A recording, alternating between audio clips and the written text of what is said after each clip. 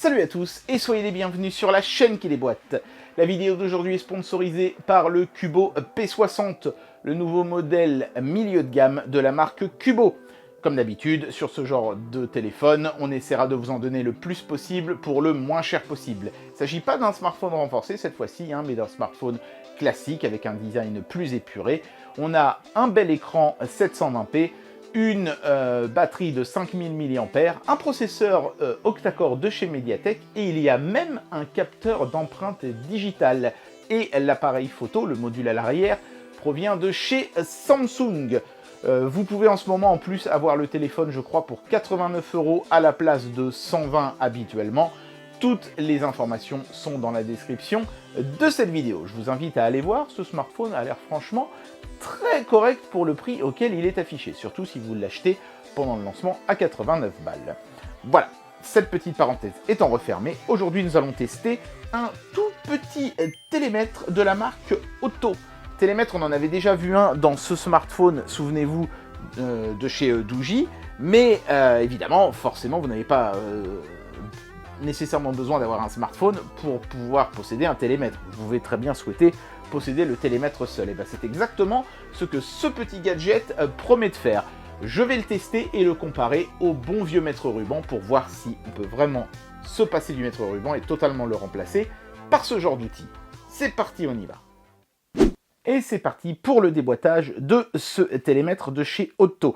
Regardez-moi ça, comme la boîte est petite et comme cet objet s'annonce mignon. À titre de comparaison, voici déjà la taille d'un mètre ruban de 3 mètres. Celui-ci est quand même capable de mesurer des distances allant jusqu'à 35 mètres, je crois. Donc déjà, c'est un premier avantage par rapport au ruban. Ce sera la distance de mesure. Mais quelle taille fait réellement l'objet une fois sorti de la boîte ? Hop, on va voir ça tout de suite. En tout cas, j'aime bien la présentation. Regardez-moi ça, c'est magnifique. On a l'objet en lui-même qui est percé d'un trou. Hein, ça se voyait déjà sur l'emballage. Et vous allez voir que c'est pas juste du design, c'est quand même réfléchi. Ils n'ont pas fait ça complètement au pif. Et on a un petit manuel sous forme de bouquin. Ça me plaît beaucoup, d'autant plus que c'est en français, page 17. Hop là, voilà. Donc, bah, écoutez, si vous voulez juger de la qualité de la traduction, une fois que la caméra aura fait le point, voilà, vous pourrez regarder en faisant pause. Mais en tout cas, c'est bien illustré, c'est bien fait. Et ça fonctionne, nous dit la petite notice, avec l'application de chez Xiaomi Mi Home. Ici, décidément, la caméra n'a pas envie de faire le point. Voilà, ça y est. Je pense que c'est parce qu'elle focalise là-dessus. Mais écoutez, ce qu'on va faire, c'est qu'on va regarder tout de suite l'objet de plus près. La conception de cet objet est vraiment simple. Hein.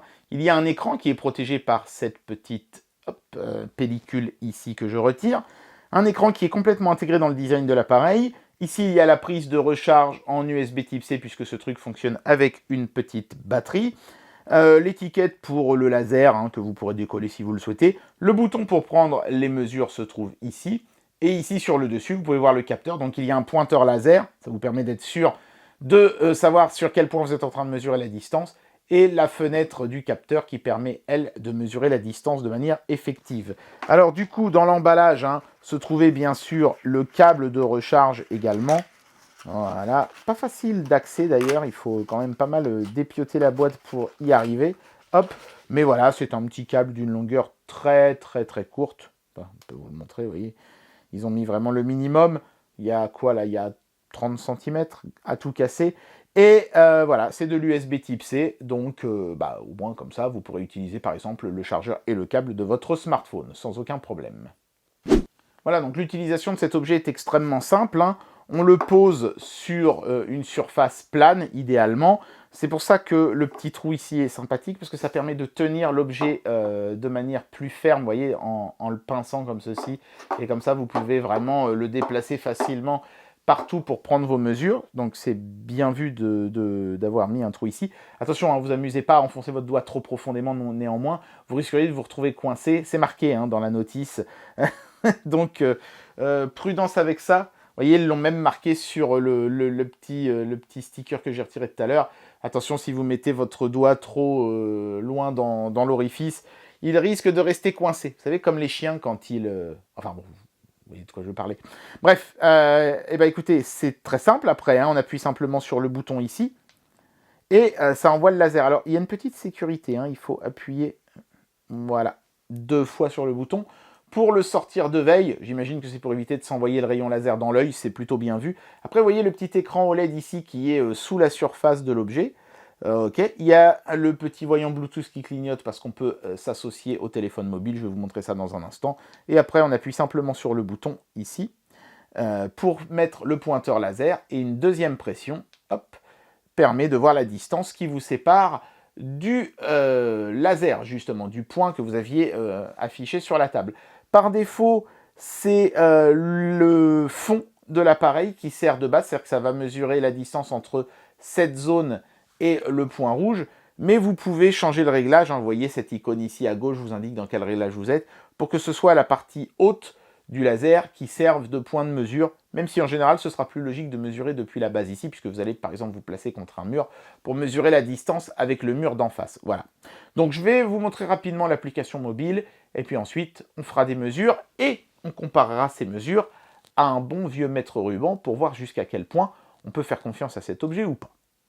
Voilà, donc l'application mobile, vous la connaissez déjà si vous suivez un petit peu ma chaîne, hein, c'est celle de Xiaomi. Vous voyez, j'ai déjà masse, moi, d'appareils qui sont détectés par cette application. Et donc, le télémètre s'affiche ici en petit dans le bas. Et ensuite, quand j'appuie, bah, vous pouvez voir un écran tout noir. Et à chaque fois que je vais prendre des mesures, je vais pouvoir, si je le souhaite, les loguer, en fait, dans l'application.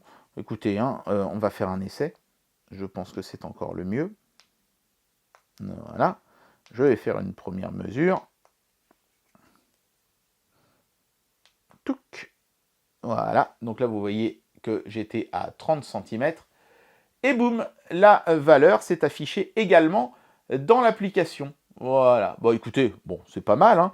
On peut éditer une remarque, par exemple mesure de la largeur du salon, machin truc, et puis ensuite retrouver toutes ces valeurs correctement loguées. Donc ça évite d'avoir, avec ce genre d'outils, à prendre un carnet, un crayon et à noter des trucs, et puis après on se souvient plus de ce qu'on a réellement mesuré. Ici, c'est tout logué dans le téléphone. Voilà, donc il y aura les adeptes du papier et du crayon, et ceux du smartphone, dont je fais plutôt partie personnellement. Petite fonctionnalité intéressante, j'ai envie presque même de dire le plus gros point fort de cet appareil, je peux faire une photo depuis l'application, tracer la dimension que je viens de mesurer, mettons que ce soit par exemple, je sais pas, la largeur de ma table, toc, et ensuite, je peux facilement attribuer une des valeurs que j'ai mesurées, donc les 30 cm de tout à l'heure, et hop, ils vont s'afficher sur mon dessin. Comme ça, je sais exactement ce que j'ai mesuré, et je peux même faire un calcul de surface avec ce genre de boutons comme ça. C'est bien foutu, c'est plus pratique que de faire tout manuellement, et au moins comme ça vous êtes sûr de savoir exactement à quoi correspond chacune des dimensions que vous avez mesurées. Voilà, c'est un petit avantage par rapport au mètre ruban où il faudra faire un schéma et un truc qui n'est pas forcément toujours très clair. Là c'est une photo, donc vous savez exactement ce que vous avez mesuré. C'est un petit point positif sympatoche. Voilà, et maintenant je vais simplement faire une mesure comparative entre mon ruban et mon télémètre pour voir si la précision est suffisante.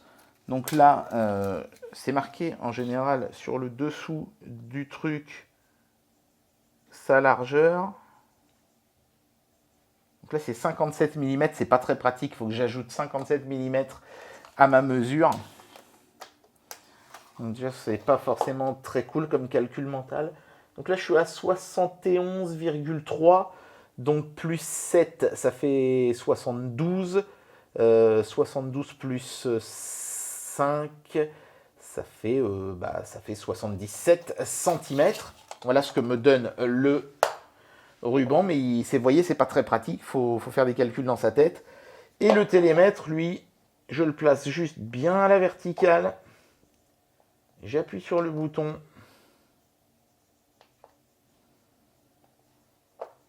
Et il me renvoie.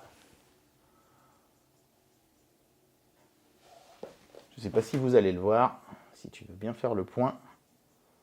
Il me renvoie 77 cm, sauf que là, je n'ai pas eu besoin de faire des calculs à la noix. J'ai la valeur tout de suite. C'est précis, au millimètre près. J'ai fait exactement la même mesure avec ça, donc la précision est parfaite. Et en plus, c'est carrément plus pratique. Eh bien voilà, j'en arrive à la conclusion de cette vidéo et je vais vous donner mon avis sur ce produit. Vous avez vu, pour mesurer une largeur dans un couloir, ce produit a éclaté littéralement le mètre ruban. Parce que comme je suis gêné par cette largeur-ci, il faut que je la rajoute. Comme là, sur ce mètre-là, ça fait 57 mm, ça fait faire des calculs un peu plus compliqués que la moyenne sur lesquels on risque de se tromper. Bon, en général, les mètres rubans de marque vont avoir une largeur plus commune, comme 5 cm. Là, 57, c'est vrai que c'est un peu bizarre.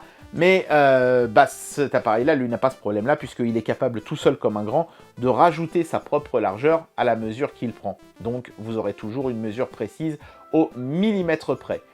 Il est néanmoins des circonstances où le ruban va conserver son avantage. C'est quand vous avez besoin de mesurer des dimensions sans qu'il y ait un obstacle. Par exemple, ici, si je veux mesurer cette table bord à bord, je serais bien embêté de le faire avec ce truc-là, parce que je peux le poser sur le bord ici, certes, mais comment faire en sorte que le laser s'arrête au bord de la table? Eh bien, je suis obligé soit de mettre une planche à la verticale, soit de mettre ma main, mais je n'aurai pas le même degré de précision qu'avec le ruban, où je prends mon ruban, voilà, je veux connaître la largeur de la table, je fais ça, boum, et voilà, je sais qu'elle fait 55 mm, ça m'a pas pris plus d'une fraction de seconde. Donc oui, cet appareil est bien. Pour mesurer des largeurs, des hauteurs dans une pièce, calculer des airs et des volumes, c'est nettement mieux qu'un ruban qui en plus est limité en longueur à 3 ou 5 mètres en général. Là, vous pouvez aller jusqu'à des 15-20 mètres sans aucun problème. Mais il y a des circonstances où le ruban restera plus pratique. Donc voilà, réfléchissez bien à quel type de mesure vous voulez faire. Mais si vous mesurez des pièces pour poser, je sais pas, du papier peint, du carrelage, savoir combien de pots de peinture vous devez acheter pour repeindre toute une pièce, etc. Je pense que cet appareil sera nettement plus fiable et plus pratique à l'utilisation au quotidien qu'un mètre ruban. Voilà. Écoutez, je crois qu'on a fait le tour.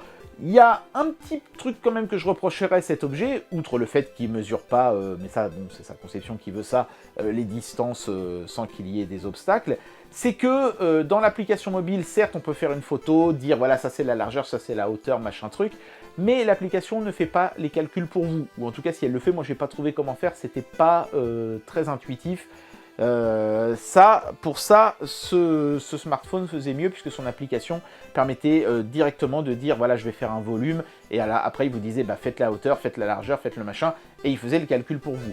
Là, moi, j'ai pas trouvé comment faire, et du coup je faisais les calculs moi-même. Voilà, c'est un petit inconvénient. L'application mobile a besoin de 2-3 petites améliorations, mais c'est software, donc ils pourront les faire plus tard sans doute. L'objet en lui-même, lui, fonctionne très bien.